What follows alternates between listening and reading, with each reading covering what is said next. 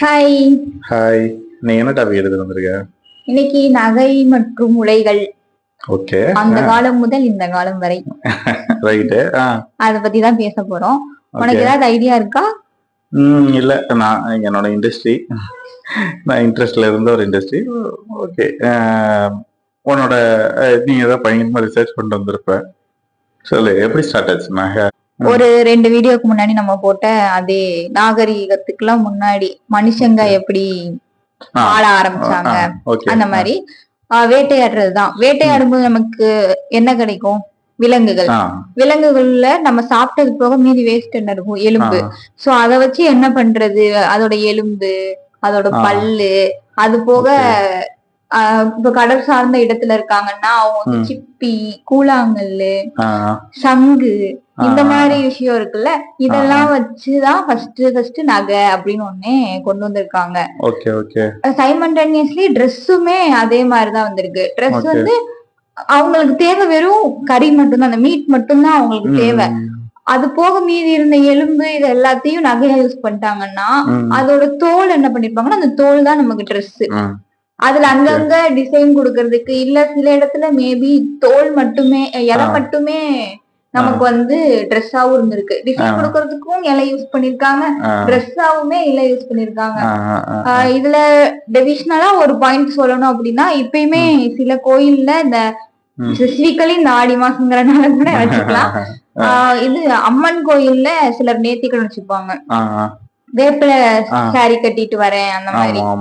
அது அது இன்னுமே ட்ரெடிஷனல்ல இருக்கதா செய்யுது. இன்னும் 1-2 இடத்துல பண்ணிட்டு தான் இருக்காங்க. சோ அது நமக்கு ரொம்ப முற்காலத்துல இருந்து நமக்கு இப்போ வரைக்கும் நடக்கிற ஒரு விஷயம் தான். ஓகே.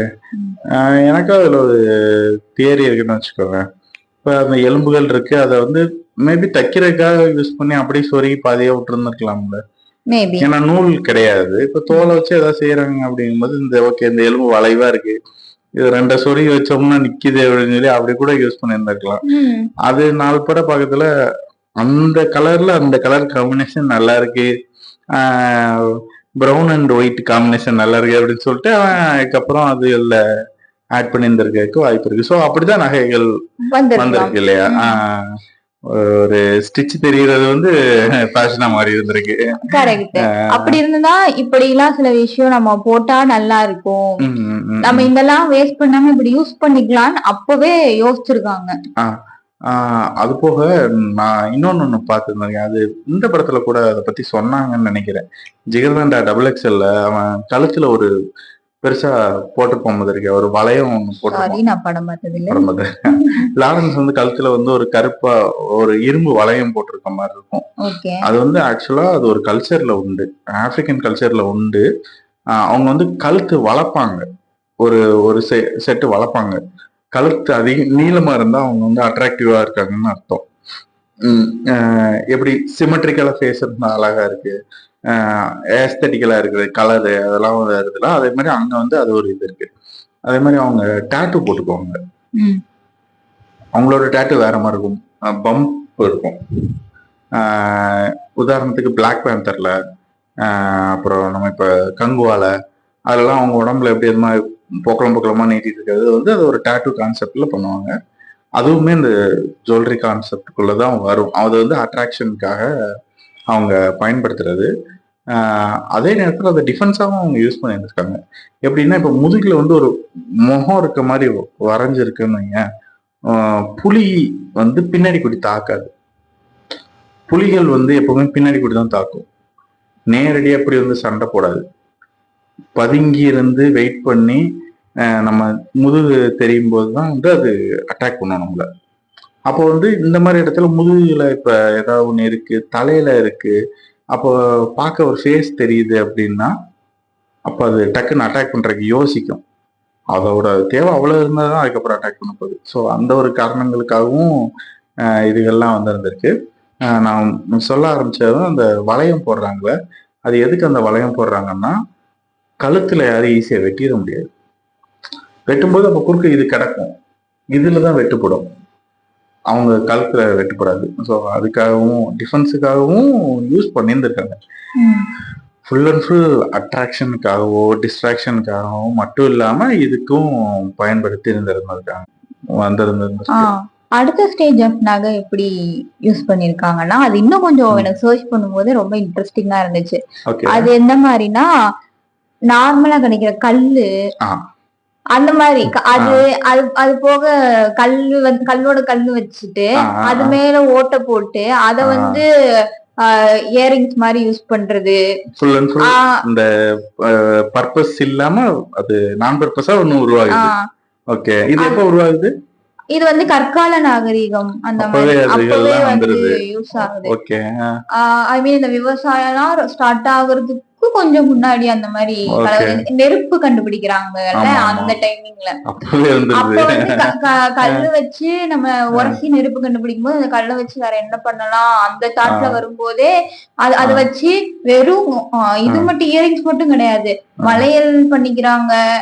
அது வந்து அப்ப இருக்கிற காலகட்டத்துல லுக் வைஸ் அவங்க அழகா இருக்காங்கன்னு மட்டும் இல்லாம அது வந்து அவங்க ஒரு ப்ரைடு மாதிரி ஃபீல் பண்ற மாதிரி அந்த அளவுக்கு அதுக்கு வேல்யூ கொடுத்திருக்காங்க. கல்ல பண்ணதுக்கே அவங்க அவ்வளவு தூரத்துக்கு வேல்யூ கொடுத்திருக்காங்க. அதே மாதிரி தோல்ல ட்ரெஸ் போட்டுட்டு இருந்தாங்களா, அதோட அடுத்த ஸ்டேஜ் என்ன ஆயிடுச்சுன்னா, இப்போ அவங்க விவசாயத்துக்குள்ள வர ஆரம்பிச்சிட்டாங்கல்ல, சோ அவங்களுக்கு வந்து பருத்தி சணல் இதெல்லாம் கிடைக்க ஆரம்பிச்சிச்சு. சோ அதுல வந்து அவங்களுக்கு வந்து இந்த இது வெயில் காலத்துல யூஸ் பண்றதுக்கு பருத்தி ஆடைகளும், குளிர் காலத்துல யூஸ் பண்றதுக்கு சணல் ஆடைகளும் ரொம்ப யூஸ்ஃபுல்லா இருந்தனால அது அதுக்கப்புறம் போட ஆரம்பிச்சிட்டாங்க. ஓகே ஓகே, ஆமா, அவங்க அதுக்கப்புறம் வேட்டைக்கு பெருசா போகல வைக்கல, அவங்களே விவசாய விலங்குகளையுமே வளர்க்குறாங்க, அதுகளை அடிச்சுக்கிறாங்க. ஸோ அவங்களுக்கு அவ்வளவு பெருசா இதுகள் கிடைச்சிருக்காது தோல்மே முதல். அது போக நம்மளோட சீதோஷ்ண நிலைக்கு வந்து தோல் அவ்வளவு சூட்டான ஒரு இது இல்லை. இப்போ அண்டார்டிகாவோ அங்க இருக்காங்க அப்படின்னா அவங்களுக்கு தோல் இல்லாம இருக்க முடியாது. சோ அந்த விஷயங்கள் அப்படி போயிருந்திருக்கு.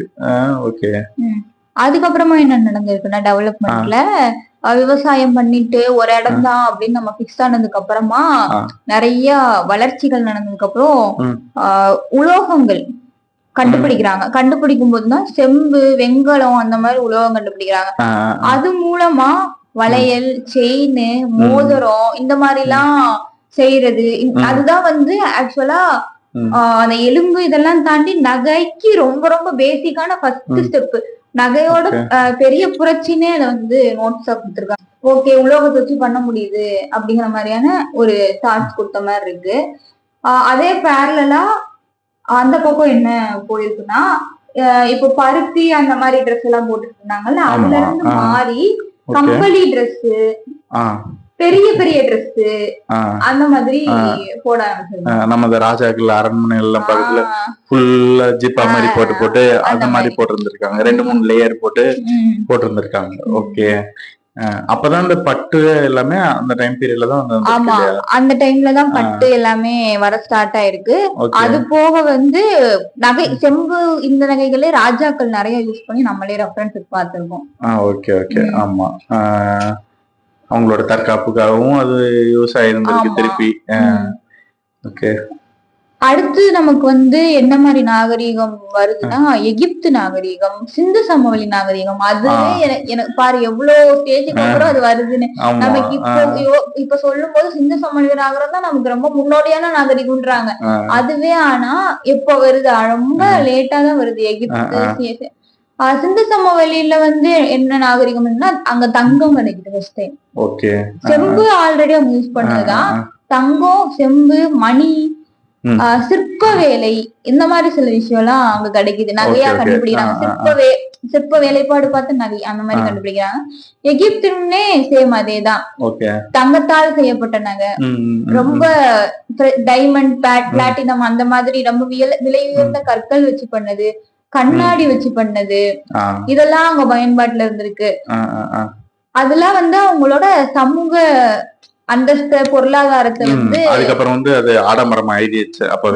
அப்பவே கொஞ்சம் ஆடம்பரமா தான் ஆயிடுச்சு. ஓகே, ஆமா, ராஜாக்கள் கைக்கு போகவுமே அது ஒரு ஆடம்பரமான விஷயங்களா மாறிடுதுல. அதுக்கப்புறமா இந்த ரோமானிய கிரீக்கர்கள் எல்லாம் வர ஆரம்பிச்சிட்டாங்க. அவங்களோட ஸ்டைல் ஆஃப் தங்க நகை வேலைப்பாடு, சிற்பம், விலை மதிப்பற்ற ரத்தினம் இது எல்லாமே நமக்கு கடலுக்குள்ள போயிருப்பான். முத்து ரத்தினங்கள் எல்லாம் வேணாம். நிறைய கல்லு வந்து அந்த டைம்லதான் உள்ள வர ஆரம்பிச்சிருக்கிறாங்க. அவனோட ட்ரெஸ்ஸஸ்மே இங்க நிறைய நமக்கு கொண்டு வர ஆரம்பிச்சிட்டான்.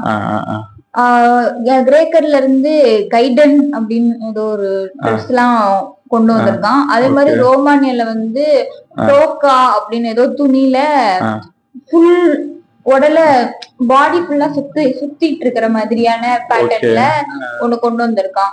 அது வந்து ஒரு அவங்களோட சமூக ரீதியில ஒரு மிகப்பெரிய அடையாளம் மாதிரி அந்த ரோமானியர்கள்ல அதெல்லாம் கொண்டு வந்து இங்க கொஞ்சம் ஃபேமஸ் பண்ணிருக்கான். இந்த மாதிரி ட்ரெஸ் எல்லாம் துபாய் அந்த மாதிரி போட்டிருந்திருக்காங்க. ஓகே. அதுக்கப்புறமா தான் நம்ம மேஜரான இந்தியாவோட இதுவே வருது. ட்ரெஸ்ஸஸ்ல பட்டு சணல்லாம் தாண்டி சேலை, வேட்டி, அங்கவஸ்திரம். அந்த காலத்துல அங்கவஸ்திரம் மெயினா இந்த மாதிரி நமக்கான ட்ரெடிஷனல் ட்ரெஸ் வந்து அதுக்கப்புறம் தான் நமக்கு வருது. இதுக்கு நடுவுல வந்து மத்திய கால ஐரோப்பா அந்த டைமிங்ல வந்து என்ன நடக்குதுன்னா பெண்கள் வந்து பெண்களோட வேலைப்பாட்டுல ஆடை, ஆண்களுக்கு சட்டை, பேண்ட் இது எல்லாமே நமக்கு ஐரோப்பால அந்த காலகட்டத்துல வருது. ஆக்சுவலா பேண்ட் நீ சொல்லும் போது அதுல ஒரு இன்ட்ரெஸ்டிங்கான மேட்டர் இருக்கு. நீ வந்து பேண்ட்னு எழுதக்கூடாது. ஆக்சுவலா பேண்ட்ஸ்ன்னு தான் எழுதணும். எஸ் போட்டுதான் எழுதணும். ஏன்னா முந்தி ஃபர்ஸ்ட் பேண்ட் கண்டுபிடிச்ச புதுசுல இருந்தது வந்து ஒரு காலுக்கு தனி, இன்னொரு காலுக்கு தனி. ரெண்டு தனித்தனியா தான் இருக்கும். 2 பீஸா தான் இருக்கும். 2 காலுக்கு நீ தனித்தனியா போட்டீங்கன்னா நடுவுல கேப் இருக்கும். அது வந்து கவர் ஆயிருக்காது ப்ராப்பரா. ஏன்னா அவங்க ஹைஜீனுக்காக அடைச்சாக்குல ட்ரெஸ் போட்டா அவங்க ஹைஜீன் ப்ராப்ளம் வருது அப்படின்னு சொல்லிட்டு பெண்களுக்காக தான் அது இது பண்ணாங்க. அப்படி அதுக்கப்புறம் தான் அது அதனாலதான் அது பேண்ட்ஸா இருக்கு. அதுக்கப்புறம் நாகரிகம் அடைஞ்சுதான் வந்து அவங்க ஓகே இல்ல ப்ராப்பரா கவர் ஆகி இருக்கணும் அப்படின்னு சொல்லி கவர் பண்ணி பேண்ட் வருது. நீ இப்பவுமே பழைய கவுபாய் மூவி அதெல்லாம் பாத்தீங்கன்னா அவன் போட்டிருக்க பேண்ட் பாத்தீங்கன்னா உள்ள ஒரு பேண்ட் போட்டு அதுக்கு மேல ஒண்ணு போட்டிருப்பான்.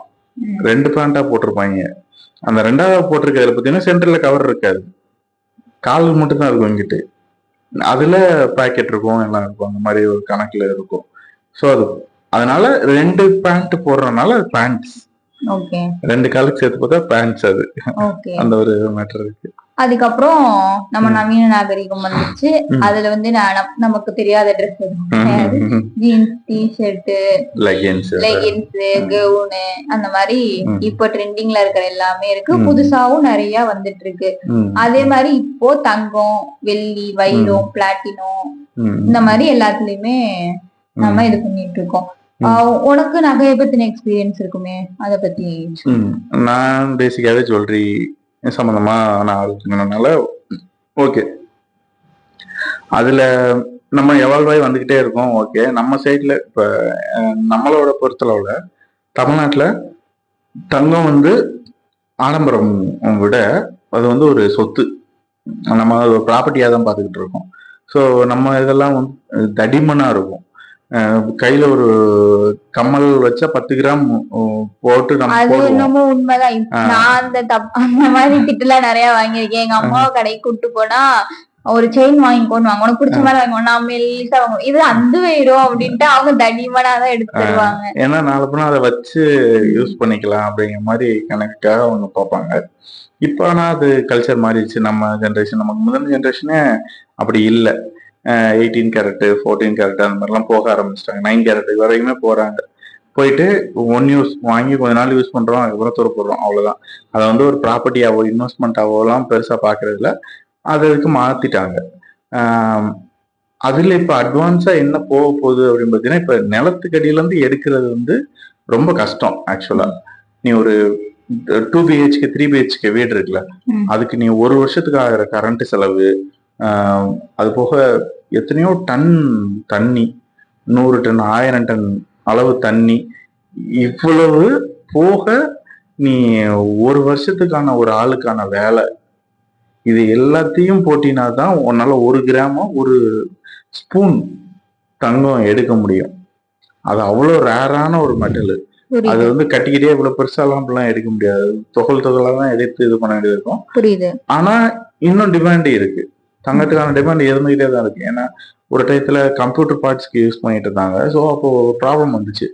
கம்ப்யூட்டர் பார்ட்ஸ்க்கு நம்ம யூஸ் பண்ணக்கூடாது, நீங்க வேற மெட்டல் கண்டுபிடிங்க, டிமாண்ட் அதிகமாயிடுச்சு அப்படின்னு சொல்லிட்டு உடனே கம்ப்யூட்டர் பார்ட்ஸ்க்குலாம் அதுக்கப்புறம் குறைய ஆரம்பிச்சு. பழைய நோக்கியா போன்ஸ்லாம் இருக்குல்ல, அதுல தங்கம் இருக்கும். அதுக்குள்ள தங்கம் சிப்ல இருக்கும். இப்பெல்லாம் எந்த போன்ஸ்லயுமே தங்கம் யூஸ் பண்றது இல்லை. கம்ப்யூட்டர்ல கொஞ்சம் வருஷத்துக்கு முன்னாடி வந்துச்சு. இப்ப கம்ப்யூட்டர்லயுமே யூஸ் பண்றது இல்லை. மோஸ்ட்லி அலுமினியமோட முடிச்சிடுறாங்க. இந்த மாதிரி போயிட்டு இருக்கு.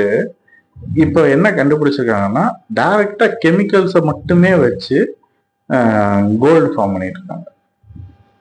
பியூரா lab grown gold, lab grown diamonds. டைமண்டுக்குமே பெரிய டிமாண்ட் உண்டு. நீ பிளட் டைமண்ட் படம் பார்த்தீங்கன்னா உனக்கு தெரியும். டைமண்ட் எடுக்கிறது எவ்வளவு பெரிய கஷ்டம், அது எவ்வளவு மோசமான ஒரு வேர்ல்டு அது பின்னாடி இருக்கு அப்படின்னு சொல்லிட்டு. இந்த ரெண்டுமே நம்ம இவ்வளவு ஃபேன்சியா எல்லாரும் ஆடம்பரத்துக்காக இது போனதுக்கு அப்புறத்துல இருந்து அதுக்கு அங்கிட்டு ஒரு டார்க் வேர்ல்டு உருவாக ஆரம்பிச்சிருச்சு. அந்த டார்க் வேர்ல்ட பத்தி நம்ம யாருக்குமே பெருசா தெரிய வர்றதும் இல்லை, கொண்டு வர்றதும் கிடையாது. இப்ப நீ உதாரணத்துக்கு எலக்ட்ரிக் வெஹிக்கிள் எடுத்துக்கோங்க, எல்லாரும் வாங்குறாங்க. எலக்ட்ரிக் வெஹிக்கிளுக்கு போறது பெஸ்ட்ங்கிற மாதிரிதான் எல்லாருக்குமான ஒரு ஒப்பீனியன் இருக்கு. பெட்ரோல் போடுற நேரத்துக்கு சார்ஜ் போடுறது ஈஸி. இல்ல நான் அந்த கணக்குக்காக சொல்ல, நான் வந்து என்விரான்மெண்ட்டை பாதுகாக்கிறேன், நான் என்விரான்மெண்ட்டை பாதுகாக்கிறேன்னு சொல்லிடுறாங்க. ஆனா ஆக்சுவலா அவங்க என்விரான்மெண்ட்டை இன்னும் மோசமா வேற மாதிரி அஃபெக்ட் பண்ணிட்டு இருக்காங்க. அது அவங்களுக்கு தெரியறது இல்லை. இந்த கோபால்ட் எடுக்கிறது ரொம்ப பெரிய கஷ்டமான வேலை. அதுக்கு அவன் அங்க செத்துக்கிட்டு இருக்கான். அந்த மாதிரியான கொத்தடிமைகள் நம்ம கேஜிஎஃப் படத்துல பாக்குறோம்ல, அதெல்லாம் ஆக்சுவலா உண்மையில நடந்துட்டு இருக்கு. கோல்டு எடுக்கிறதுல நடக்குது, டைமண்ட் எடுக்கிறதுல நடக்குது. அது போக இந்த மாதிரி பேட்டரிஸ், அதுக்கு பண்ண வேண்டிய மெட்டீரியல்ஸ்க்கு இதுல நடந்துட்டு இருக்கு. அந்த வகையில பார்க்கும்போது இப்ப இது ஒரு நல்ல விஷயம். லேப் க்ரோன் போய்கிட்டு இருக்கு. லேப் க்ரோன் நார்மலான ஒரு விஷயம் ஆயிடுச்சுன்னா இந்த கோல்டுக்கான வேல்யூ எல்லாம் கொஞ்சம் வருஷங்கள் கழிச்சு நார்மலைஸ் ஆயிரும். உனக்கு என்ன கோல்டு நிலைமைக்கு கோல்டுலாம் நினைச்சே பார்க்க முடியும். இல்ல அததான் சொல்றேன். அது வந்து ஒரு தேவையில்லாத ஒரு ரீச்சுக்கு போயிருச்சு.